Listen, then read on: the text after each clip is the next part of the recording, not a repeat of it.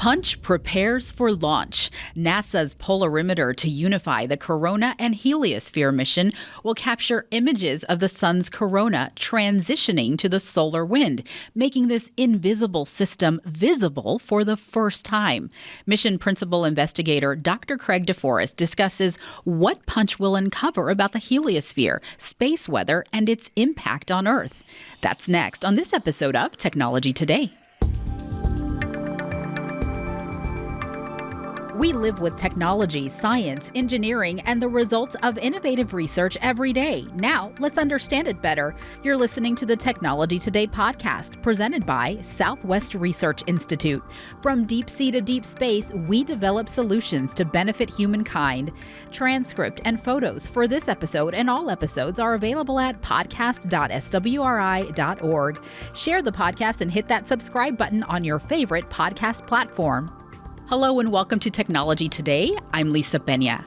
NASA's Polarimeter to Unify the Corona and Heliosphere, or Punch mission, will achieve a first, imaging the solar wind as it streams out of the sun. 4 suitcase-sized satellites equipped with special instruments and designed and built by SwRI will produce the first 3D images of the inner heliosphere, shedding light on the sun, solar wind, Earth system. How will Punch instruments make the invisible visible? What will we learn from this groundbreaking mission? Punch principal investigator Dr. Craig DeForest of SwRI's Solar System Science and Exploration Division joins us for a pre-launch discussion. He's here at SwRI San Antonio headquarters for one day from Boulder, Colorado. So thank you so much for being here during this especially busy time, Craig, and spending time with us on your one day in town. Thank you for having me down. It's wonderful to be here. So we'll get to your preparations for launch day, a huge day coming up, and we'll talk about that in just a bit. But first, Punch is set to explore the inner heliosphere and uncover never-before-seen images and data. So let's get into it. I want to start with understanding some of the terminology associated with the mission. So during this conversation, we'll be talking about the corona, heliosphere, the solar wind. So will you define these sun-related terms for us? Absolutely. So if you've been here in San Antonio for a while, you probably saw the total solar eclipse last spring. The sun's corona is that white halo of material around the sun itself that we can't normally see because the sky is too bright, but it's there all the time. It is a very, very hot atmosphere around the sun. The corona is material that's about 1 million degrees centigrade. That's 1.5 million Fahrenheit. Much hotter than the surface of the sun itself. It's so hot that material is constantly streaming away from the star and filling the entire solar system with a very, very tenuous wind that we think of as empty space, but scientists know is called the solar wind. It actually fills the solar system. All right, so the solar wind is rushing out from the corona. As you mentioned during that eclipse last year, we caught a glimpse of that corona when the moon passed right in front of the sun. So let's talk about the heliosphere, something else that's going to come up during this conversation. So the heliosphere is the region of space around our star that's full of the solar wind. The solar wind fills a finite volume of space. It's much larger than the orbit of Pluto. And then there's an interface in the very outest, coldest reaches of the solar system between that and the interstellar medium. So crossing that is something that very few objects have done. 3 of them have done it, the Voyager 1 and 2 probes, and also the New Horizons mission that was built right here at Southwest Research Institute. Okay, so Punch is next up, and we want to talk about that mission. So what is the Punch mission's purpose? What does your team want to accomplish with this mission? Well, up until now, the fields of solar physics and of solar wind physics or space physics have been separate. We've been viewing these two parts of our solar system with very different equipment. People study the solar wind by launching spacecraft into the solar wind and sampling it, whereas we study the sun by looking at it with telescopes or other kinds of remote sensing instruments. And this has led to very different understanding of these two different systems, except they're part of the same system. So it's very much like the parable of the blind man and the elephant, that these two fields have been very separate because they see the world in different ways. So by bringing imaging science outward from the sun to capture the structures in the solar wind, we hope to be able to understand the sun and the solar wind that surrounds us as parts of the same system, as a unified whole. Okay, and why is it valuable to understand how the sun's corona shifts into the solar wind? The solar wind is constantly washing over the Earth. In fact, we wouldn't even have an atmosphere if it weren't for our own protective magnetic field that diverts the solar wind around the planet. So it's important to understand the wind itself, both from the standpoint of intellectual interest and also the practical standpoint of understanding something called space weather that affects our technology here on Earth. So to understand that, we need to understand its origins near the sun. But the space weather effects that form on the sun and streak out across the solar system are changed as they pass through this medium of the solar wind. And that void between the sun and the Earth is an area we don't understand very well because it's very poorly studied right now. It's just very hard to either mount a probe that will fly in that region or to sense that material remotely. So Punch will bring imaging to this space between the star and ourselves. So since you mentioned it, I want to talk more about this magnetic field around Earth, this protective magnetic field that is essentially shielding us from the solar wind, but at the same time just lets just enough through heat, light from the sun to enable life on Earth. Sure. We normally think of the sun as the source of all light and energy on Earth. And in fact, it's the only star in the universe that's been proven to grow vegetables. Yeah. But light isn't the only thing that comes from the sun. This material, the solar wind that's constantly streaming away from the star, impacts literally everything in the solar system. And when that fast-moving material, individual atoms moving at hundreds of miles per second, impacts the top of an atmosphere, it spalls off. It knocks off little bits of the atmosphere, one molecule at a time. And over billions of years, that can strip a planet entirely of its atmosphere. We believe that's what happened to Mars. However, the Earth, fortunately, has a strong magnetic field, and so the fact that your compass works as you're walking around in the forest is deeply tied to the fact that you can breathe. Huh. That took me a minute to let that sink in. Yeah. Okay, so I want to talk more about how the solar wind affects Earth. What are we talking about when we're talking about space weather and the impact it can have on Earth? So if you've ever seen an aurora, and last spring many of us did, even here in San Antonio, that's caused by material from the sun impacting the Earth and changing the balance of the magnetic field in the near-Earth space, the top of geospace. We have a mission from Southwest that's studying that in situ right now. That's the Magnetospheric Multiscale Mission, or MMS, that was led in part by Jim Birch here at Southwest. But when the solar wind impacts the Earth and changes that structure, it excites the aurora and other effects here on the Earth. It changes the radiation environment in Earth orbit, which affects astronauts and satellites. It also alters the magnetic field of the Earth momentarily, which induces electric currents in any long wires that may be lying around, such as our power distribution grid or telephone lines or anything else long, such as oil pipelines. Space weather arguably was first noticed in the mid-19th century when this nation's nascent telegraph system caught fire from the influence of a solar storm impacting the Earth, which induced currents in telegraph stations and set them alight.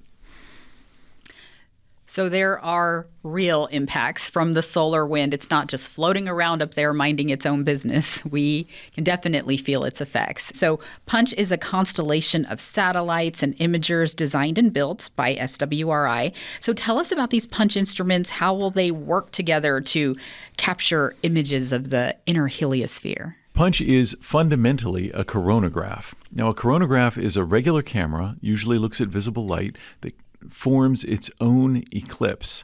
We have several of them in outer space where they're above Earth's atmosphere and can see the black sky of space in that artificial eclipse that they create.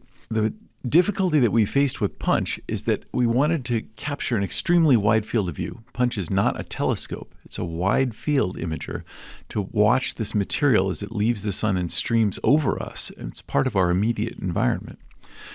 So we found that we had to divide that field of view into two different kinds of instrument: a conventional coronagraph, similar to ones that have flown before, and a wide field imager that captures out to 45 degrees away from the star itself.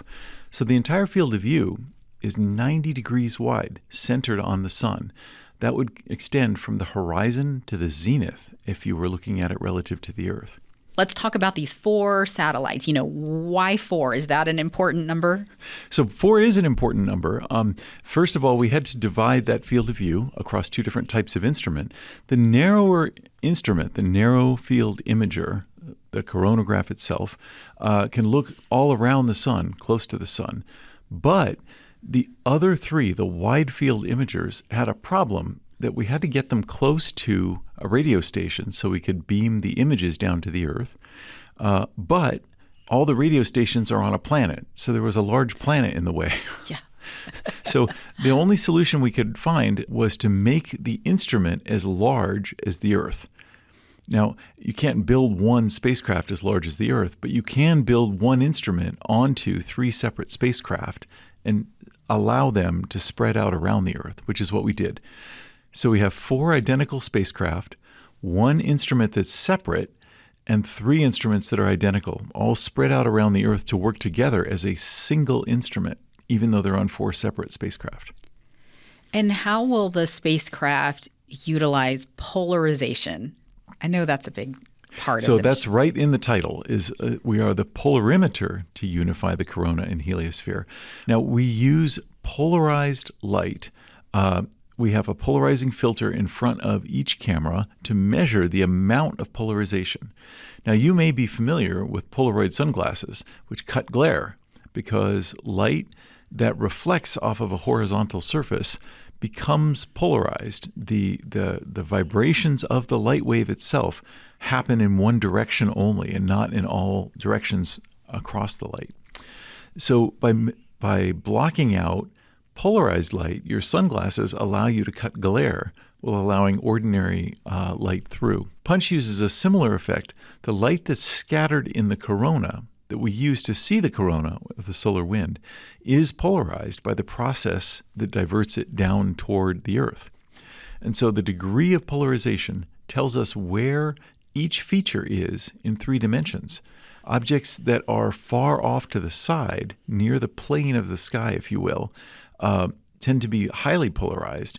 Objects that are in the space directly between us and the sun, that are coming almost right at us, are not very polarized. And so we can use that measurement to determine where everything is in 3 dimensions from one vantage point. All right, and you've already touched on this a little bit, but as we've said, Punch will make the invisible visible. Really cool. So how will it accomplish that? What does that mean exactly?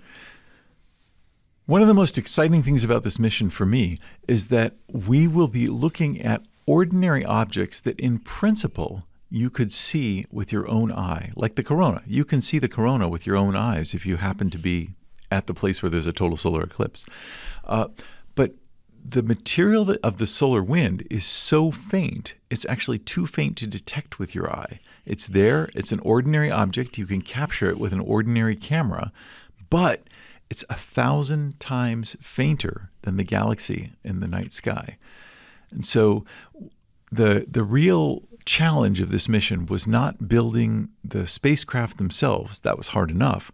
it was building the ground pipeline to merge and combine these images with exquisite precision so that we could remove 99.9% of the light from every image and reveal only the moving features of the solar wind against a much, much brighter star field.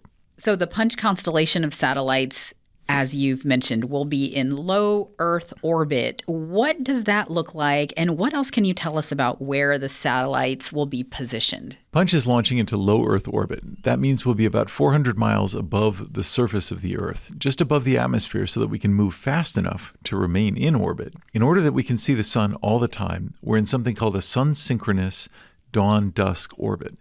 Now, when you think on a planetary scale and you think about orbits, sunset is not a time. Sunset is a place. So we are always right over that sunrise-sunset line on the planet as we orbit around in a polar orbit. So we go from north to south, skimming that line so that every spacecraft is always in the sun, looking sideways out across the Earth toward the star itself. I may never forget that. Sunset is not a time. Sunset is a place. And that's where Punch is going. Amazing. Okay. So how do you know this is going to work? How do you know that you can go up there and get these images of the solar wind? What here on Earth tells you that this is the way to do it? This is going to work. Like every mission, we are standing on the shoulders of giants. This type of measurement has been tested before. There's a mission called SwRI that prototyped an imaging system similar to our wide field imager. SwRI was a first cut, so it wasn't able to produce the kind of detail or the three-dimensional images that we will be seeing, and it didn't look all the way around the sun to view the solar wind as it washes over us. But we were able to demonstrate using the SwRI data that we would be able to extract the images that we plan to with Punch. We talked about Punch being in low Earth orbit, but how close will the Punch satellites actually be to the sun? And how do they withstand that intense heat of the solar wind coming off the sun? Low Earth orbit is called that because it is inside the magnetosphere. So the Punch spacecraft themselves will be protected from the solar wind that they're viewing. In fact, they won't be much closer to the sun than we are right here in the studio. So they do have to deal with the intense sunlight of outer space. And we do have a thermal management system that maintains the right temperatures on the spacecraft. But unlike Parker Solar Probe, which is actually flying to the sun itself 3 times a year, we don't have to deal with the intense heat. We do have to deal in our instruments with the intense brightness of the sunlight. The wide field imagers in particular are exposed to the eternal noontime of space, and they're photographing something that's 1,000 times fainter than the Milky Way. So the baffle system that we use to block out the sunlight is exquisitely engineered, and it removes all but 1 million billionth of the sunlight that impacts the spacecraft, all in the space of less than a yard. 1 million billionth. Okay. That's a new number for me. Okay, you mentioned Parker Solar Probe mission. Can you tell us a little bit more about that and how it connects, if it connects to Punch at all? Parker Solar Probe and Punch are counterpart missions in many ways. I mentioned at the beginning that solar wind physics and solar physics have been divided by the technologies that we use to make the measurements. So Punch is working to image the solar wind and bring large-scale and cross-scale measurements to the understanding of that material. Parker Solar Probe is going the other way, bringing in situ sampling inward into the corona itself. That's a much more technically challenging process. But Parker Solar Probe is flying through the actual corona of the sun periodically, sampling the material directly and getting the ground truth of the physics that we produce images of with Punch. You need both kinds of measurement. If all you have to measure the material around the sun and the corona itself is in situ measurements, that's Latin for on-site, sampled measurements of the material, that's sort of like trying to understand human anatomy and biology if the only tool you have is an electron microscope. You can learn everything there is to know about one place, but it's very hard to see how sinews or muscles connect to one another to form, a body. Likewise, if all you had is images, you wouldn't understand the biology of how each part of the anatomy works. You would only understand the large-scale structure. You really need both those views. Punch and Parker Solar Probe will be seeing some of the same systems in the outer solar corona. Joint studies between the two missions will achieve an unprecedented factor of 1 billion in scale. So imagine if you were studying the anatomy of a sprinter running down a track. That would be like understanding the gross anatomy of the biophysics of how the sprinting is happening at the same time that you're tracking individual glucose molecules in the muscles of the runner. That is a phenomenal contrast in scale, and I'm really looking forward to it. Yeah, that's exciting. And a really great analogy, too. So you mentioned that prior to Punch, the way to find out more about the solar wind was to sample it. How do you get a sample of the solar wind?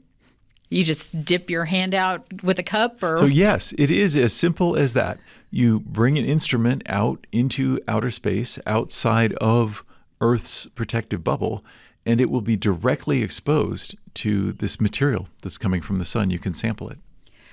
Okay, I want to get into launch now. That's the big event coming up. So Punch will lift off with SwRI, the spectrophotometer for the history of the universe, epoch of reionization, and ICE's Explorer. So Punch is taking a ride on this Explorer, and launch is set for no earlier than February 27th. So tell us about this rideshare plan. How does that work, and how will the launch date be determined?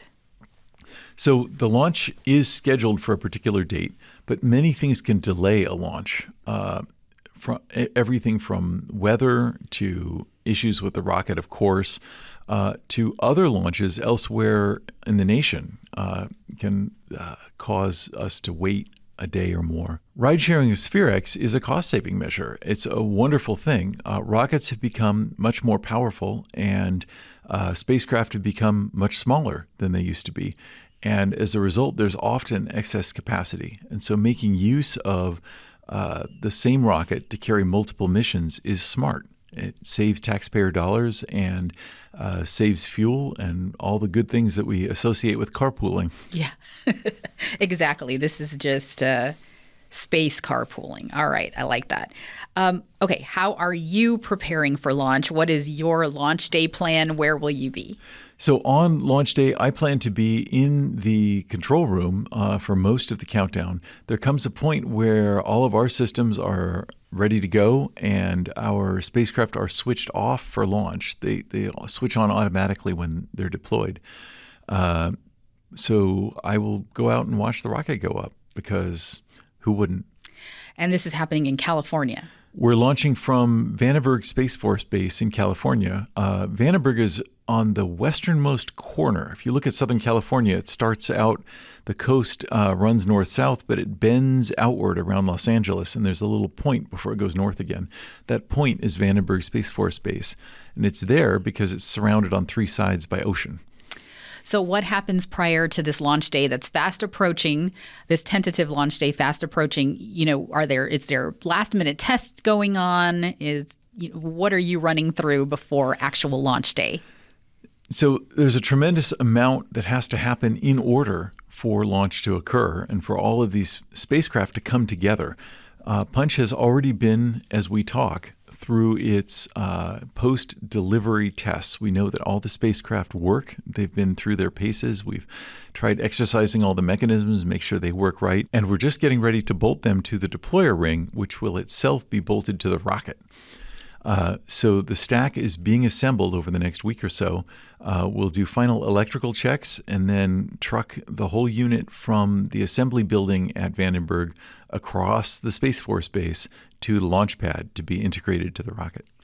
Okay, and once launched, how soon will you start collecting data or be able to see images from Punch? So all 4 Punch spacecraft launch on one rocket underneath SwRI. After launch, we'll get in the right orbit and then deploy SwRI.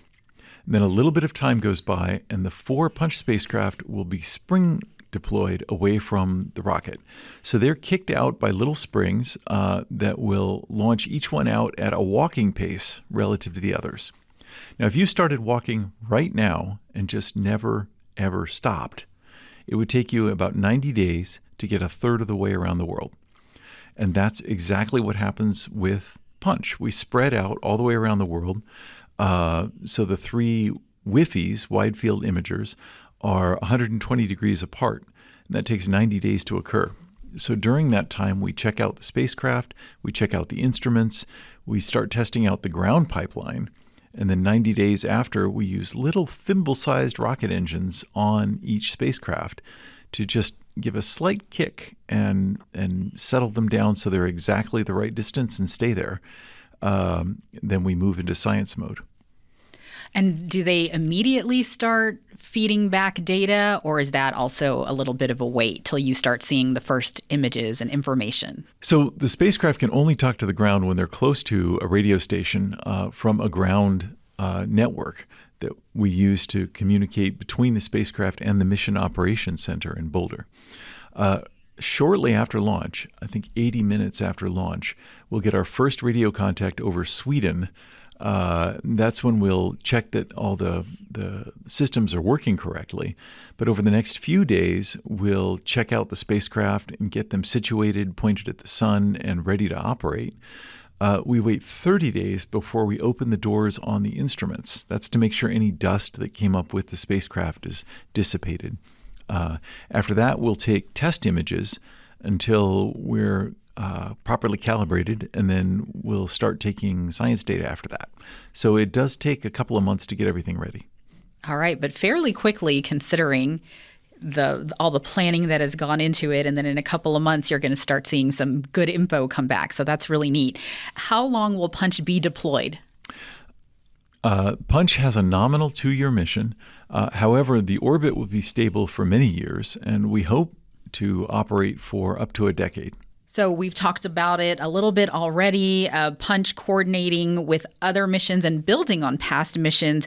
But how is this particular mission contributing to the field of heliophysics as a whole? So Punch is part of, if you will, a balanced breakfast of observations. We have our own science that we're doing, and that's focused on unifying these 2 different parts of the field. However, we also can provide context for many other observatories and missions that are operating.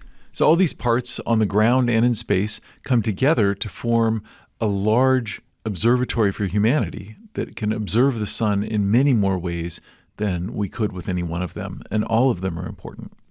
Okay, so I want to learn a little bit more about you. You're obviously excited and passionate about your work. So what drives you to study the sun, our star? What is your motivation? What inspires your work? The sun is a fascinating system. It is the only star we can see clearly. But more importantly, it's our star. It controls our environment. It is a part of where we live. And understanding the area around us is important. We live here, not somewhere else in the universe. And understanding the universe as a whole is important. That's why we have things like the James Webb telescope. But understanding here, where we live, is important because, after all, we live here. Yeah. Is there a favorite sun fun fact or favorite sun tidbit that you'd like to share? There are lots of things that are counterintuitive about stars and about the sun. My favorite fact about it is the sun is not hot because it produces a lot of energy. It's hot because it's very large. Pound for pound, a cow produces about 10,000 times more heat than the sun. What? How? It turns out it's very hard to conduct nuclear fusion. And so it takes the entire weight of a star to push together atoms in the core enough to produce energy. If the sun were made of cows and they could somehow stay alive, that means it would be 10 times hotter and 10,000 times brighter than it is. The only reason that cows don't shine brighter than the sun is they're very small, so they can cool themselves very effectively. So the sun is hot because it's very hard for heat from the core to get all the way out. It has to travel 500,000 miles to get to the surface and become sunlight. Heat from the core of a cow only has to go something like a yard. Yeah. Okay. All right. That's definitely a fun fact you delivered there. Okay. Why is it important for humankind to understand these processes? Part of our mission here at SwRI is to conduct research and development and create technology to benefit humanity. So why is it important for us to move forward with these studies of the sun? Well, there are practical reasons because we'd like to understand space weather. And in fact, we think Punch will revolutionize space weather the same way that geosynchronous satellites revolutionized weather forecasting when we could track storms. But there's a balance between these immediate practical effects and also understanding our environment around us.